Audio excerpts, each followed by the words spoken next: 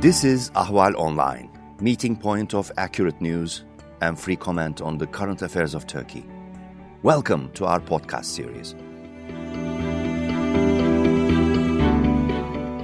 Hello and welcome to Talking Turkey. I'm your host, Ahval editor David Lepeska, and with me today is Marc Pierini, former EU ambassador to Turkey and visiting scholar at Carnegie Europe, where his work is Turkey and the Middle East. Thank you so much for joining us, Mr. Ambassador.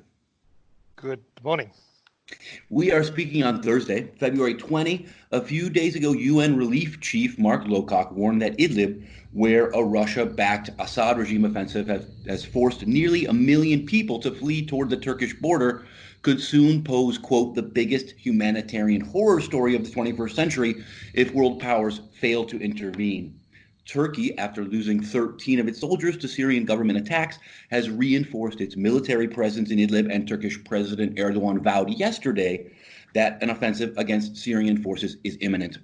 President Trump has expressed support for Erdogan and for Turkey's position, but NATO and Europe have been largely quiet. I wonder why you think that is, and what is the European position on Idlib and Turkey's response to the growing crisis there? Well, the European position obviously is based on cessation of hostilities and on the need to avoid a humanitarian tragedy. But if we zoom back a little, we have to consider that the agreement between Russia and Turkey on the Idlib province was deeply flawed from the beginning, because the objectives, the fundamental objectives of both parties were totally different. It's no secret that Russia, together with Iran and with the help of Hezbollah, has one single objective in Syria, which is to give back to Assad the full control of the borders. This being said, Russia has accepted, tolerated various Turkish military operations in northern Syria, plus this deal on Idlib.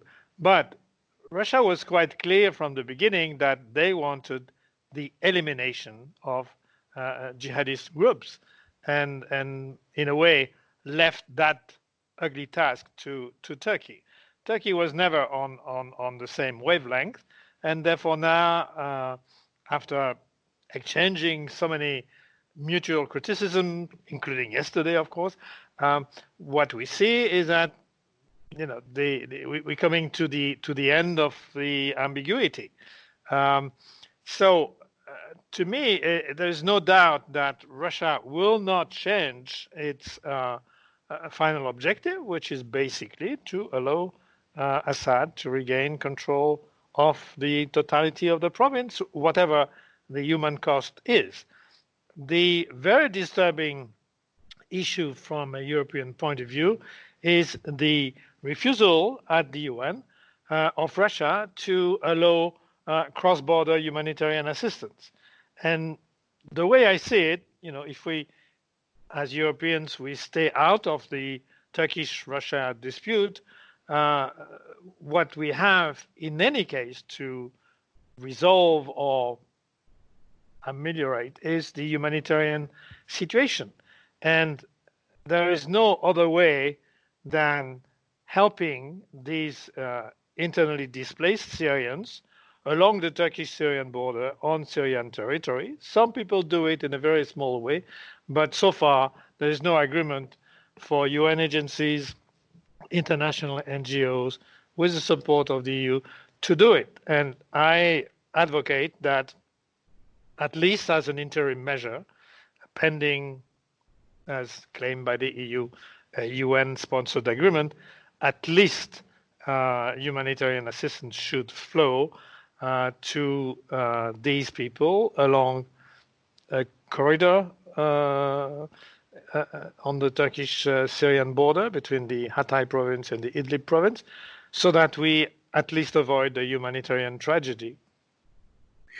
Right. In your latest report on Turkey for Carnegie Europe, you wrote that there is a need to continue supporting Syrian refugees. And a tweet yesterday, you called on the European Council to approve this cross-border humanitarian assistance to displaced people.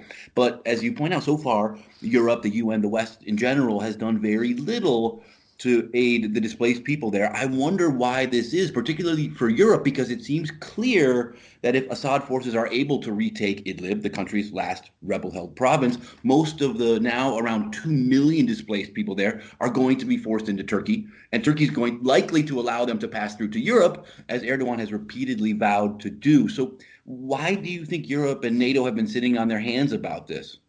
Well, on the political and military side, we have to come back quite a few years to analyze why the EU was sort of reluctant to get involved in it. And one of the issues is of course linked to the way European governments have implemented the Lisbon Treaty on foreign policy.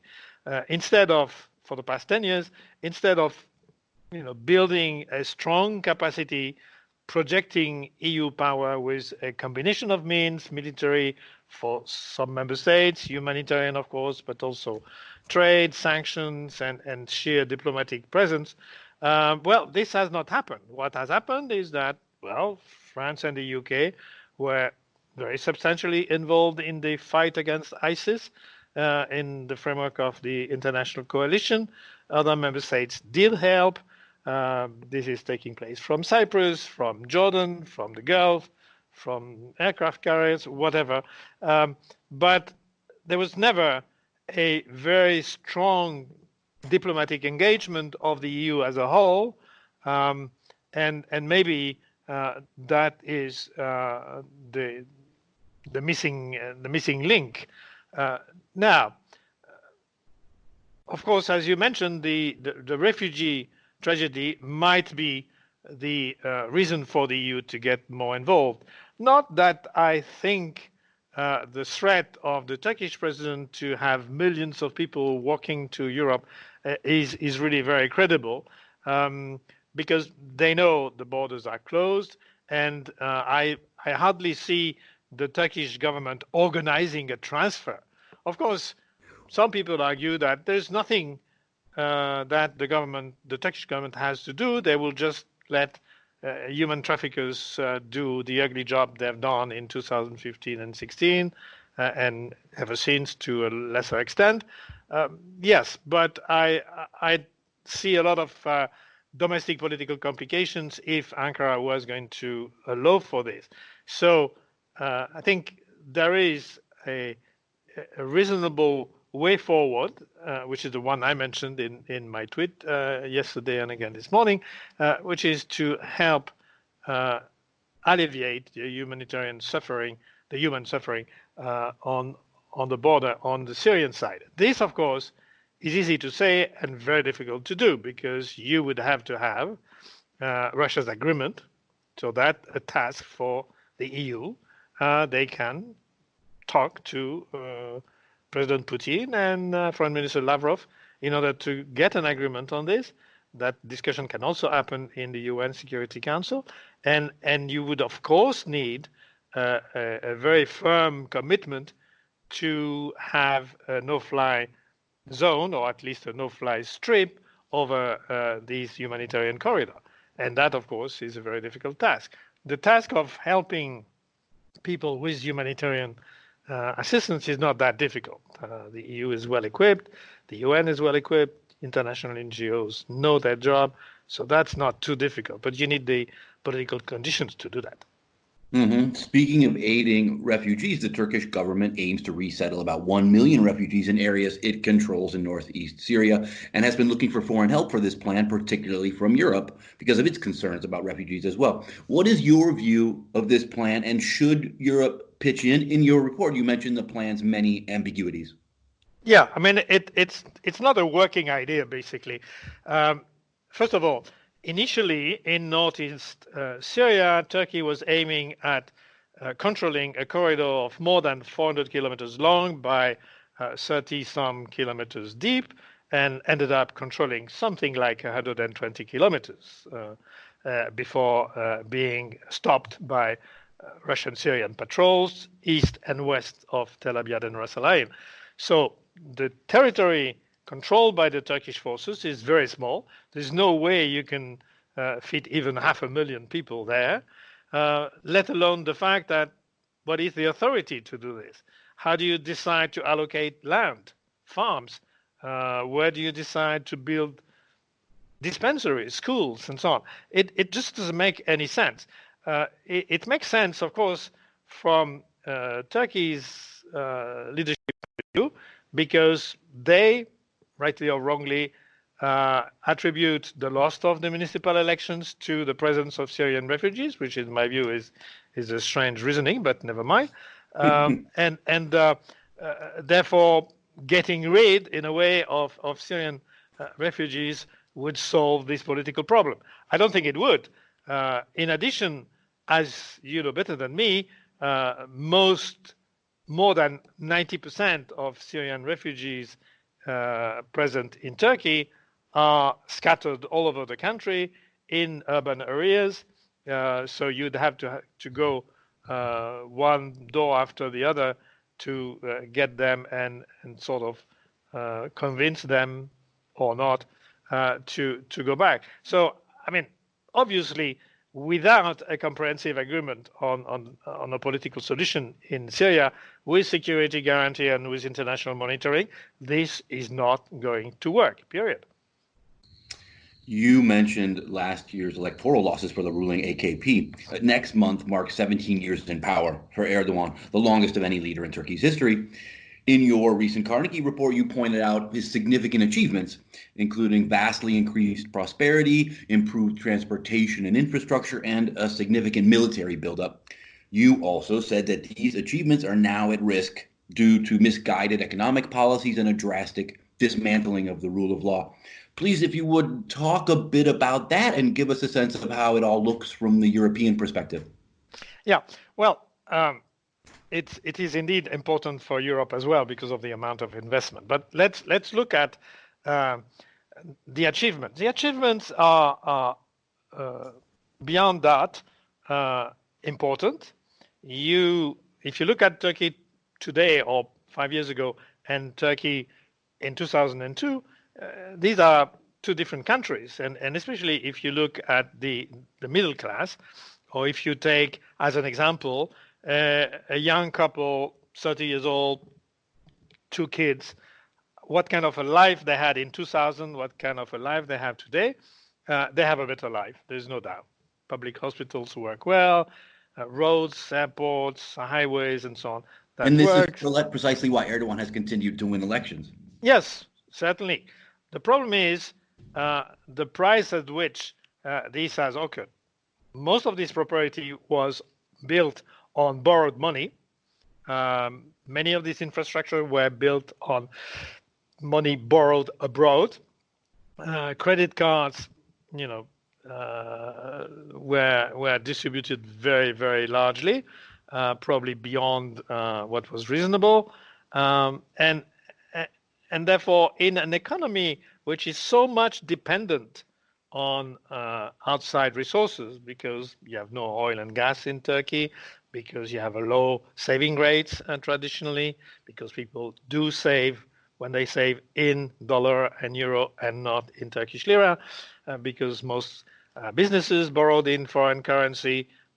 Well, when things go bad, it creates a very bad spiral.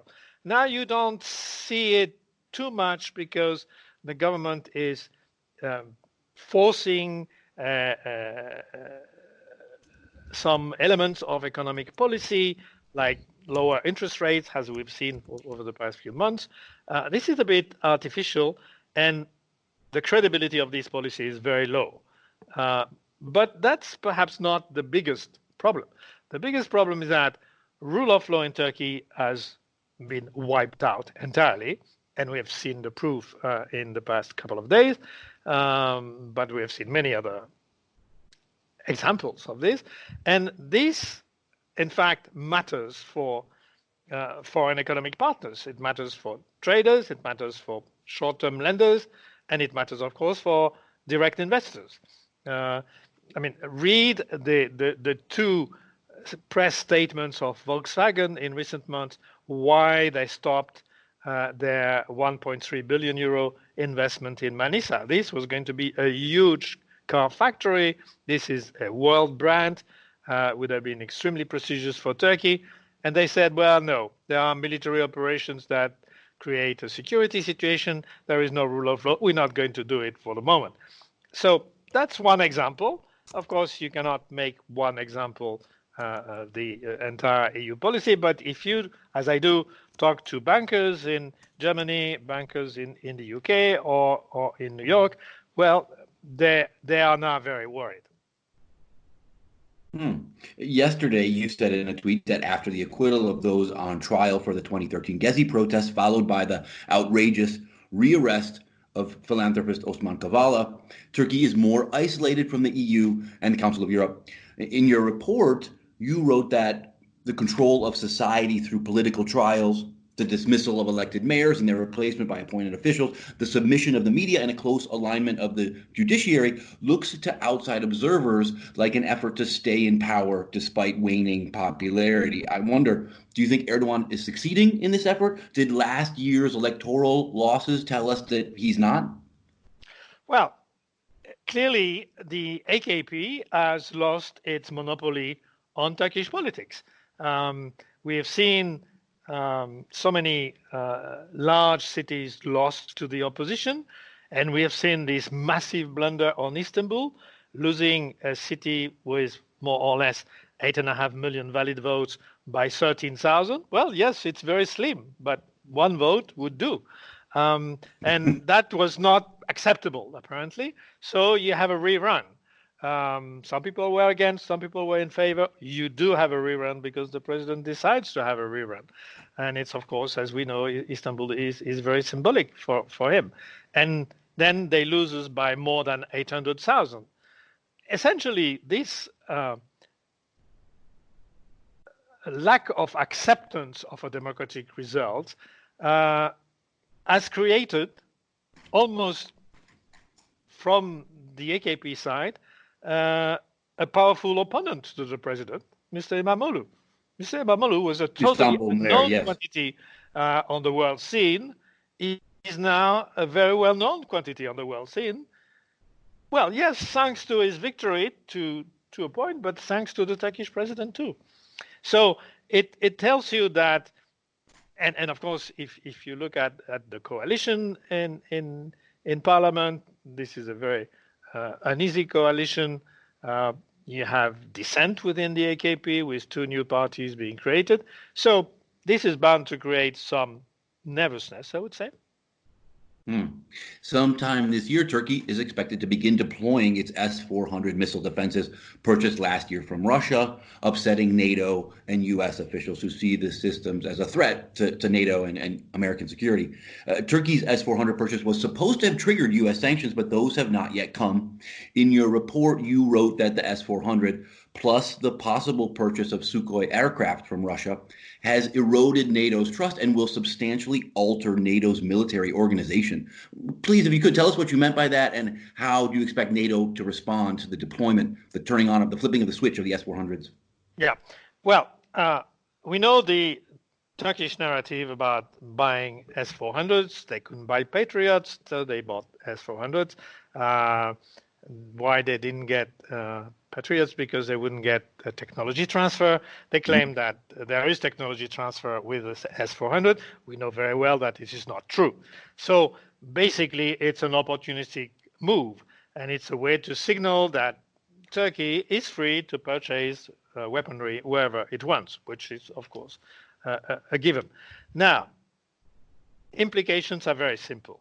Number one, by accepting the Russian offer, which is, by the way, totally disproportionate with Turkey's needs, but that is another issue. Essentially, what you have is the most sophisticated anti-missile system and radar system operated by Russia at the heart of the Turkish Air Force, a NATO ally. Okay, so this is politically, for Russia, a major win, thanks to Turkey. Then technically, it's a long discussion, but basically what you have now is Russian technicians calibrating the acquisition radars of the S-400 batteries with F-16s, F-4s, and then Cobra helicopters, and then Turkish AWACS, and this and that and the rest. So basically, the entire fleet of the Turkish armed forces, mostly Turkish Air Force, but also Army and Navy, is now under the gaze of the most sophisticated radar system of Russia, manned by Russians. This is technically a huge problem. The next step is what you do with all this. Do we keep NATO AWACS deployed at Konya Air Force Base as they are, flying under the gaze of the Russians? Do we keep the advanced radar in Kurechik, which is part of NATO's missile defense for Europe? Well, question mark. Do we have full trust in the Turkish elements of NATO's sensitive operations over the Black Sea or elsewhere? Well, that's a question mark. You cannot count on NATO officials to tell you a lot publicly, but what we can be sure of that there is a very strong process of rethinking all this stuff to see how to manage it. Now to Libya, where Turkey has been sending weapons to the Tripoli-based UN-recognized Government of National Accord, or GNA, for a few years, and has stepped up that support in recent months, most notably by dispatching as many as 6,000 Syrian rebels to fight for the GNA. On Monday, the EU agreed to launch a new naval and air mission to enforce the UN arms embargo in Libya. This came one day after the Munich Security Conference, where a top UN official to Libya said the embargo had become a joke. Why do you think the embargo has failed so miserably, and do you see this new embargo mission being effective? Well, no such measure is ultimately 100% effective, but something had to be done. Basically, you had a string of UN discussions, the UN Security Council resolution, the Berlin Conference on January 19, and then come last Sunday in Munich, and you see that these are good words, and a number of countries are doing the opposite of what they committed themselves to. So something had to be done. Not easy, because in some member states, as you know, there was the fear that the presence of a substantial number of European naval elements off the coast of Libya would act as a pull factor, as they say in the jargon, for migrant traffickers. That is, they would send people at sea knowing that they'll be rescued anyway by European navies. Well, that's one point. There was a compromise on that aspect in the discussion on Monday here in Brussels. But basically, short of having a full UN-backed agreement implemented, and as we know, it is not implemented, the EU has taken the strong step of putting a maritime and aerial embargo in place. It's not a panacea. It's not going to resolve all the problems there, because obviously there is still the Egyptian-Libyan border, and there'll be no boots on the ground, obviously. So at least the EU has given a strong signal with full legitimacy, contrary to what the Turkish leadership has said, to stop armed deliveries. The commitment of all parties, Turkey included, Russia included, and many others, is to stop arming both sides. So, for the first time in a long time, you see that on a crisis in its immediate environment, Libya, the EU is taking on its own, without the US, a military step in order to get the political agreements, internationally agreed political agreements, implemented. It sounds like you see this embargo making a significant impact in terms of both stopping arms shipments and moving towards a political solution. Is that right? Yeah. I mean, moving to a political solution takes a lot more than the EU, obviously. It will take Russia to to agree, and it will take the US.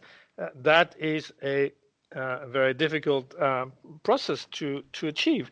And don't forget why Russia is so clearly supporting Marshal Haftar. Well, simply because he controls something like 2/3, perhaps, of Libyan oil and gas resources, which are concentrated, as we know, in the east and southeast of the country. And as we know, as I've written a number of times, energy or control of energy supplies to Europe, to Western Europe, is one essential element of Russia's foreign policy. So Russia is there acting in a very consistent way. That doesn't mean we have to accept it. Most observers see Turkey's intervention in Libya as mainly an effort to ensure its recently signed maritime borders deal with the GNA, which Ankara believes gives it a seat at the Eastern Mediterranean negotiating table. As you point out in your report, it also challenges boundaries established by Greece and Cyprus. Those states, as well as the EU and the US, have essentially said the deal is null and void. How much of an impact do you see Turkey GNA maritime borders deal having in the longer term? Could it, in the end, significantly expand the area in which Turkey is able to drill? No. I see it as a part of this disruptive policy that Ankara has on the international scene, which is itself, of course, linked to the domestic political situation and the necessity to ramp up every day the nationalist narrative. Well, that's one element. That's the Turkish element. Now, if you look at the maritime border agreement with Libya, well, I call this, although it's a bilateral deal, I call it a unilateral deal because it was designed by Turkey and sold by Turkey to Libya. It is, if you look at the map, very artificial. These two huge zones connect with an 18 nautical miles, that is 30 to 33 kilometers long stretch. And on top of that, the agreement is made with the GNA, that is Tripoli, but the landfall of the Libyan area is entirely in the east of Benghazi, that is in an area controlled by Haftar. So, it's a kind of dubious logic that you have here at work. Now, is that in itself enough to have Cyprus, Greece, the EU, or those building a pipeline between Israel and Europe accept this new reality? Certainly not. So it's in a way a vehicle for Turkey to force a negotiation. And you can see a number of scholars writing about this to force an end to the status quo. And this is not totally new. I mean, it's not even, it's been around well before the AKP was in power in 2002. Turkey has always challenged the existing maritime borders, continental shelf, and never signed the Convention on the Law of the Sea. So it's not a new issue. The problem is not there. The problem is not that you have an issue here. The problem is the way in which this is done. Unilateral move, very disruptive. Yet again, yesterday, the announcement of another drilling ship coming into service and sent around the island of Cyprus. So this is part of a strategy which I call permanent disruption, and where basically you see the Turkish leadership essentially for domestic purposes kicking and screaming and inventing new moves on a regular basis.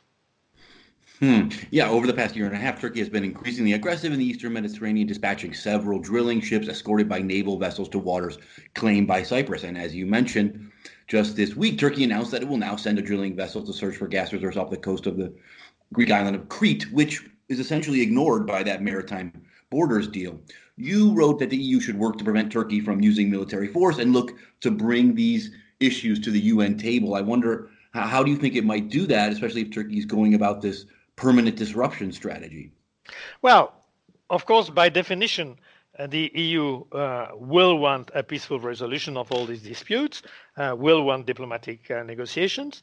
And the issue here is that most probably, given the political context, Turkey will not want to negotiate. The risk we have in front of us is that disruption as a policy, if you want, be it in Idlib or in Libya or in the Eastern Mediterranean, or with refugees, disruption might, under the current political circumstances in Turkey, lead to some serious incidents. And of course, the latest example is the speech by the Turkish president yesterday morning to the AKP group about the situation in Idlib and the imminence of a military operation, which of course is technically possible. But what do you think the Russian reaction to this will be? The Iranian reaction, or of course Assad's reaction, assuming they're all coordinated, of course. So I think there's a very high risk that disruption as a policy, again, for domestic political motives, because the popularity of the regime is going down rapidly, that might induce overly risky moves, including military ones, on land, at sea, and that is really dangerous. Right. In your report, you assign this Turkish policy shift towards a more disruptive or assertive foreign policy to rising nationalist sentiment, Erdogan's international ambitions and political decline, and support of various kinds from Trump and Putin. Tell us a bit more about that, if you would, please. Well, we have seen a shift, not overnight. It came in several installments, but we have seen a shift of the Turkish leadership towards autocracy, basically.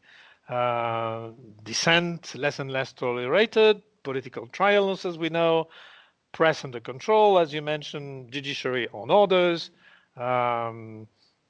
even within hours of President Remark, judges that acquitted the Gezi 9 day before yesterday were put under inquiry, etc. So this is just about the opposite of EU values, of Council of Europe values, and there Turkey is a member, as you know, of the preamble to the North Atlantic Alliance Treaty. Turkey is a member. So you have a movement clearly going away from all these democratic values and basically following the authoritarian model of Russia, China, you name it.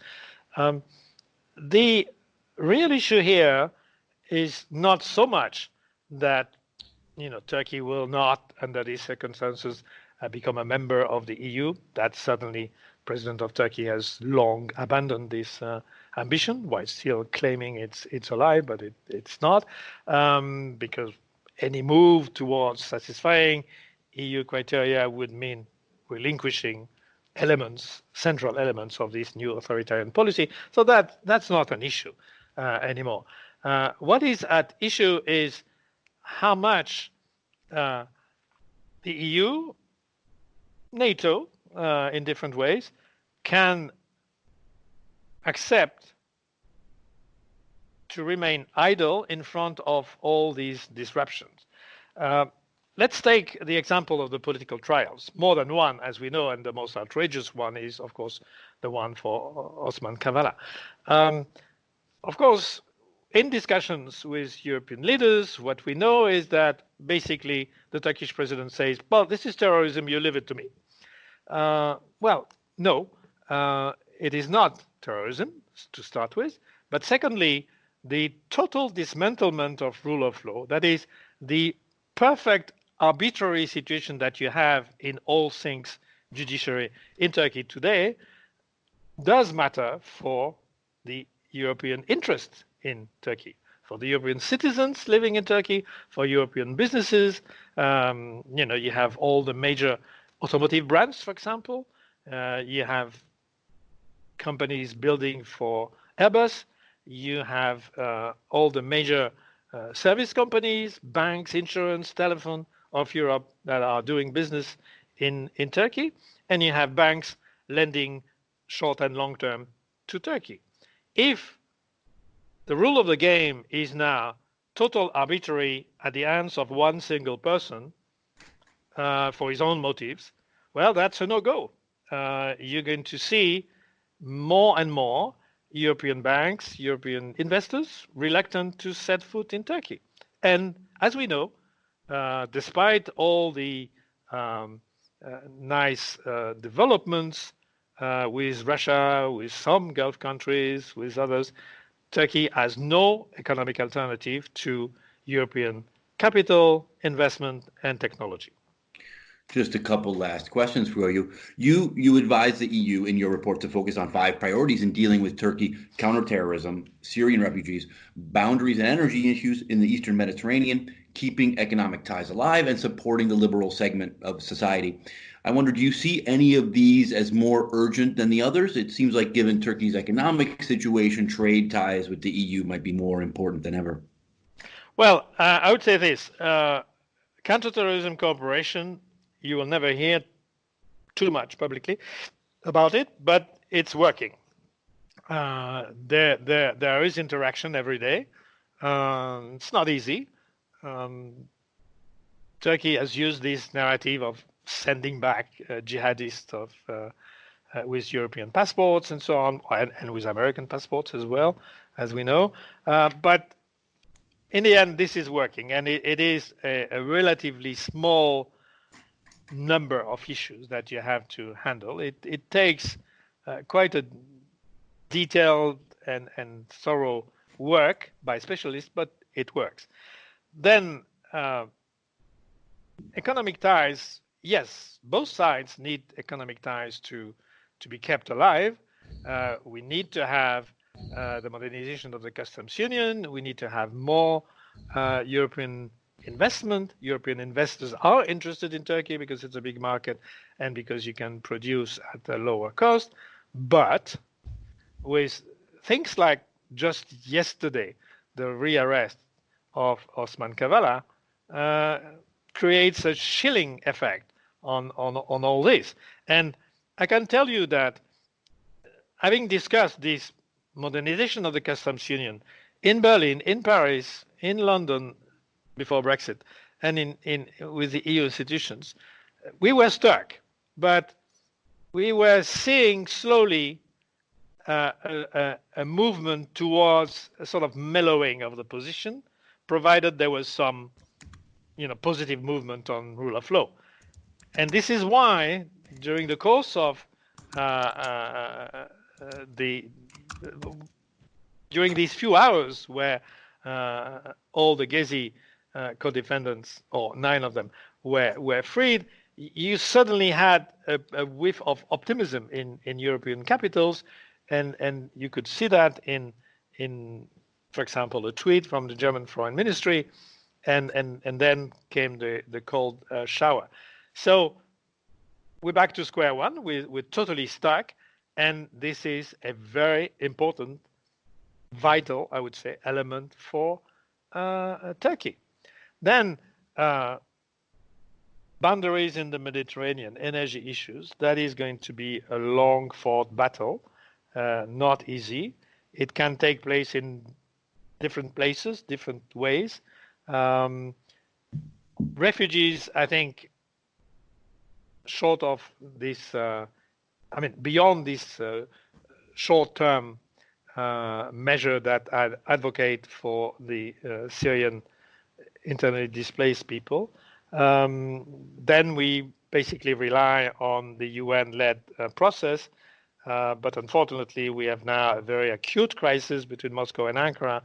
We hope that it's not going to degenerate into an open conflict, because that will be a tragedy for the people on the ground, and to a large extent for Turkey itself. Right. In regards to that fifth priority, you write that the EU should energetically support civil society and those fighting to reinstate the rule of law and Of course. freedom of expression. Since the Turkish narrative already demonizes Europe, I wonder if you fear accusations of coup plotting and attempting to overthrow the government should European organizations support liberal and democratic-minded groups in Turkey, like, for instance, Osman Kavala. Well, yeah. Conspiracy theories are very popular in Turkey. We know that, and they are at the core of the government's policy at the moment. But, conspiracy theories are a very useful instrument for those having them as a daily discourse, because essentially they allow leaders to blame everybody except themselves. Okay? That has zero credibility in Europe.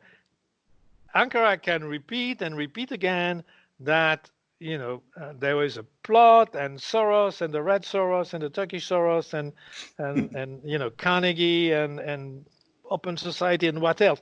It just doesn't matter. It makes no sense at all. Everybody knows it, and it's a sort of echo chamber that the power circles in Ankara have created for themselves. It will last, but it would last until they realize that this is shutting down all the economic opportunities that they have in terms of trade, finance, and technology, period. Marc Pierini, visiting scholar at Carnegie Europe. Thank you so much for your time and insight. Thank you for listening. It was a pleasure.